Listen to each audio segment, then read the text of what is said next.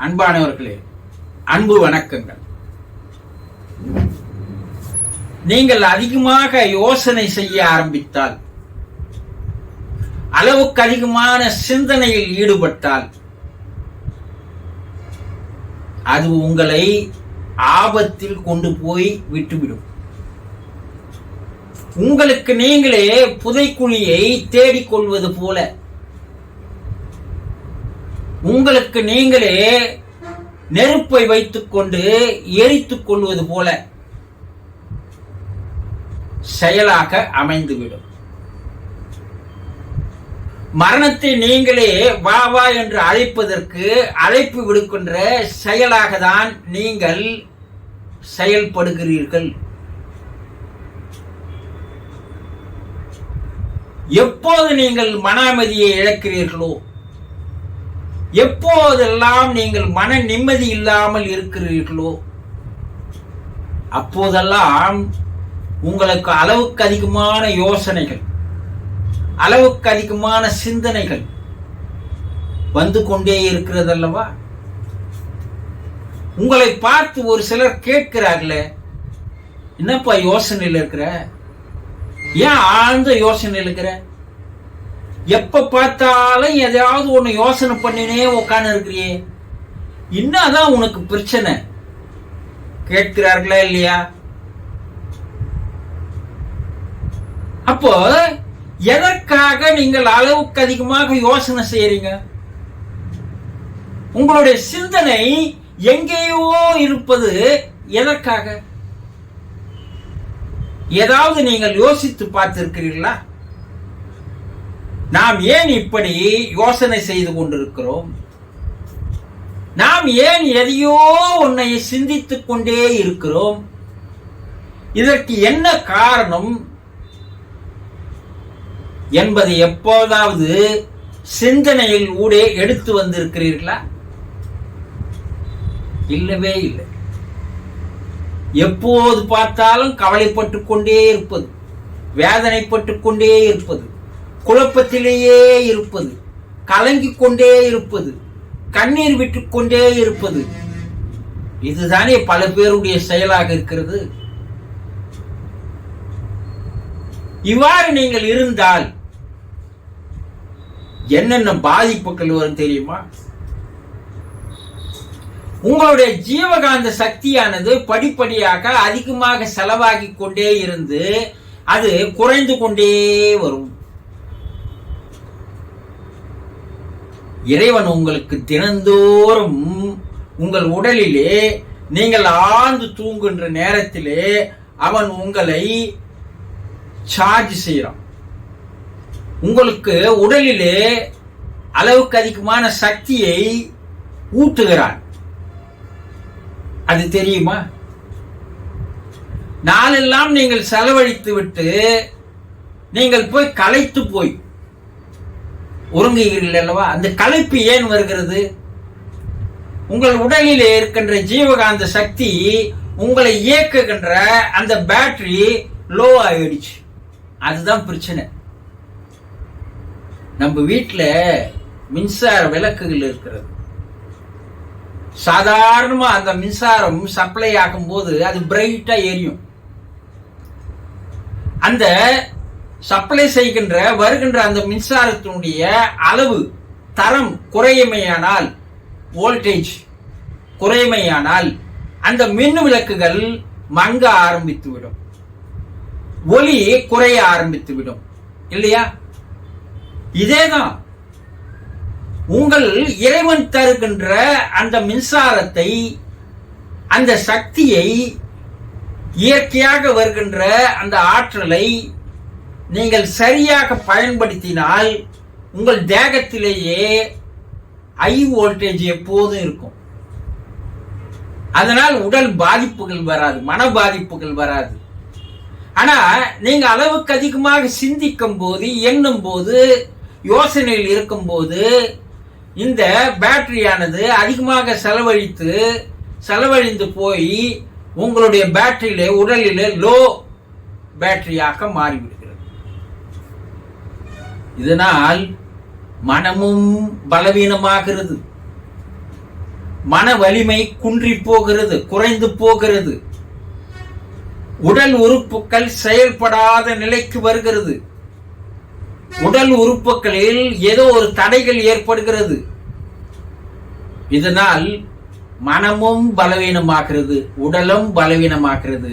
நாள்பட உடல் தளர்ந்து போகிறது. உடலுக்குள் நோய்கள் அழையா விருந்தாளியாக வந்து அமர்ந்து கொள்கிறது, உங்களை ஆட்டி படைக்கிறது. இதுக்கெல்லாம் யார் காரணம்? நீங்க தான். எனக்கு அளவுக்கு அதிகமாக யோசனையும் சிந்தனையும் எங்கிருந்து வருது கேட்கணும் இல்லையா? கடந்த காலத்தில் செய்த தவறுகளை, கடந்த காலத்தில் செய்து ஏற்பட்ட தோல்விகளை, கடந்த காலத்தில் நடந்த நிகழ்வுகளை நினைத்து அசை போட்டு பார்த்து கொண்டிருப்பதால் தான் அதிகமான யோசனைகளும் சிந்தனைகளும் வருகிறது இல்லையா? இல்ல எதிர்காலத்தை பற்றிய பயம், அச்சம் ஏற்படும் போது அதனால் அதிகமான யோசனைகள் சிந்தனைகள் வருகிறது. ஒண்ணு கடந்த காலத்தை பத்தி கவலைப்பட்டுக்கினே இருக்கிறது, எதிர்காலத்தை பத்தி பயந்து கொண்டே இருப்பது. இது இரண்டினாலும் உங்களுடைய மனம் வேகமாக செயல்பட ஆரம்பிக்கிறது. மூளையினுடைய செயல்பாடுகள் அளவுக்கு அதிகமான வேகத்தில் ஓடுகிறது. தேவையில்லாத சிந்தனை, தேவையில்லாத யோசனை, தேவையில்லாத பயம், தேவையில்லாத பதட்டம், படபடப்பு எல்லாம் வருகிறது. அப்ப என்ன ஆகுது? உங்களுக்குள்ளே ஒரு மனச்சோர்வு ஏற்படுகிறது. மன வலிமை இல்லை, அதனால மனச்சோர்வு வருகிறது. மனச்சோர்வு வருவதால் அன்றாடம் நீங்க செய்ய வேண்டிய செயல்கள் செய்ய முடியாமல் ஒரு தடை ஏற்படுகிறது. அது அலுவலகமா இருந்தாலும் சரி, வியாபாரமா இருந்தாலும் சரி, அதுல நீங்க முழுமையா ஈடுபட முடியாத ஒரு தடையை அந்த மனச்சோர்வு உருவாக்குகிறது. அதனால பல விளைவுகள் உருவாகும் இல்லையா? அலுவலகத்துல சரியா செயல்படல, மேல் அதிகாரிகளுக்கு பதில் சொல்ல வேண்டியது. வியாபாரத்துல சரியா ஈடுபட முடியல, வியாபாரம் நட்டத்தில் ஏற்படும்.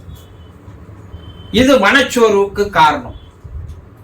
ரெண்டாவது பாத்தீங்கன்னா, ஒரு சுறுசுறுப்பாகவே இருக்க முடியாது.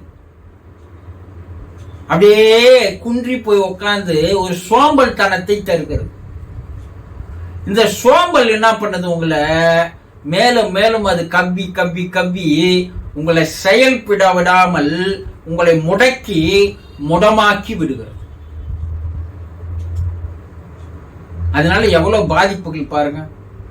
இதனால என்ன ஆகுதுன்னா, சின்ன சின்ன வேலையில யாராவது குறுக்கிட்டா, உங்களுக்கு யாராவது யோசனை சொன்னாவோ அறிவுரை சொன்னாவோ, ஏன்பா இது போல இருக்கிற, நல்லதானே இருந்துன்னு சொல்ல வந்தாவோ, நல்லது சொல்ல வந்தாவோ, அவங்க மேல எரிச்சல், கோபம் விழுந்து விழுந்து அவர்கள் என்ன பண்றீங்க? பராண்டுறீங்க. இதனால் ரத்த கொதிப்பு அதிகமாக்குறது, பிபி அதிகமாக்குறது. அவங்க என்ன சொல்றாங்க? அவன் சும்மா எரிஞ்சு எரிஞ்சு விழுவான்பா, அவங்க கிட்ட போவாதீங்க, அவனை விட்டு விலகி போங்க. அப்போ உங்களுடைய நண்பர்களும் உங்களுடைய சுற்றமும் உங்களை விட்டு விலகி போக ஆரம்பிக்கிறது. நீங்கள் தனிமைப்படுத்தப்படுகிறீர்கள். தனிமை மிக மிக மோசமான ஒன்று. இதனால என்ன ஆகுதுன்னா, உங்களுக்கு தூக்கம் சுத்தமா கெட்டு போகுது, தூக்கமே வருவதில்லை. தூங்க முடியாமல் நீங்கள் அதிகமாக பாதிக்கப்படுகிறீர்கள். இப்படி உங்களை நீங்களே அழித்துக் கொள்வது எந்த வகையில் நியாயம்? உங்களை நீங்களே முடக்கிக் கொள்வதில், முடமாகி போவதில் நியாயமா? கொஞ்சம் யோசனை செய்து பாருங்க. அளவுக்கு அதிகமான அறிவை வைத்துக் கொண்டு அதை செயல்படுத்தாமல் உங்களுக்குள்ளேயே நீங்கள் குமிங்கிக் கொண்டிருப்பது எந்த வகையில் நியாயம்? கொஞ்சம் சிந்திச்சு பாருங்க. உங்களால் தீர்க்க முடியாத பிரச்சனைகள் எதுவுமே கிடையாது. அதற்குண்டான தீர்வுகள் எல்லாம் உங்ககிட்டயே இருக்கு. ஆனா அதை நீங்கள் வெளியே எடுத்து பார்ப்பதில்லை, அதை கொண்டு வருவதில்லை. இதுக்கெல்லாம் என்னதான் குருஜி பண்றது? நான் அதுல இருந்து வெளியே வர முடியல. அதுக்காக நான் என்ன பண்றேன், சில நேரங்களில் போதைப் பொருட்களை போய் தேடி செல்கிறேன், போதைப் பொருளுக்கு அடிமையாகி விடுகிறேன், வாழ்க்கையே வீணாக போய்விடுகிறது. இதிலிருந்து விடுபடுவதற்கு எளிமையான வழிகள், நாள்தோறும் 1 மணி நேரம் ஒரு இனிமையான இசையை கேட்டு தனிமையில் அமர்ந்திருங்கள்.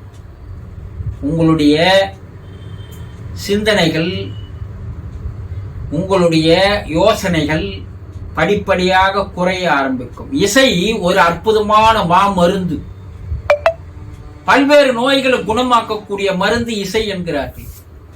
சரி, இயற்கையான சூழ்நிலைகள் போய் செல்ல 1 மணி நேரம் 2 மணி நேரம் உலாத்துங்கள். இயற்கை உங்களுடைய டென்ஷனை குறைக்கும். நடைப்பயிற்சியை மேற்கொள்ளுங்கள். மூச்சு பயிற்சி, தியானத்தை கற்றுக்கொள்ளுங்கள். எல்லா விதமான பிரச்சனைகளுக்கு தீர்வு இவை தரும் செலவில்லாத வழிமுறைகள். இதையெல்லாம் ஃபாலோ பண்ணீங்கன்னா மறுபடியும் ஒரு புதிய மனிதனாக நீங்கள் மாறிவிடுவீர்கள். உங்களுடைய வாழ்க்கையில் சாதனையை நோக்கி, வெற்றியை நோக்கி ஓட தொடங்கி விடுவீர்கள். செய்கிறீர்களா? சந்தோஷம்.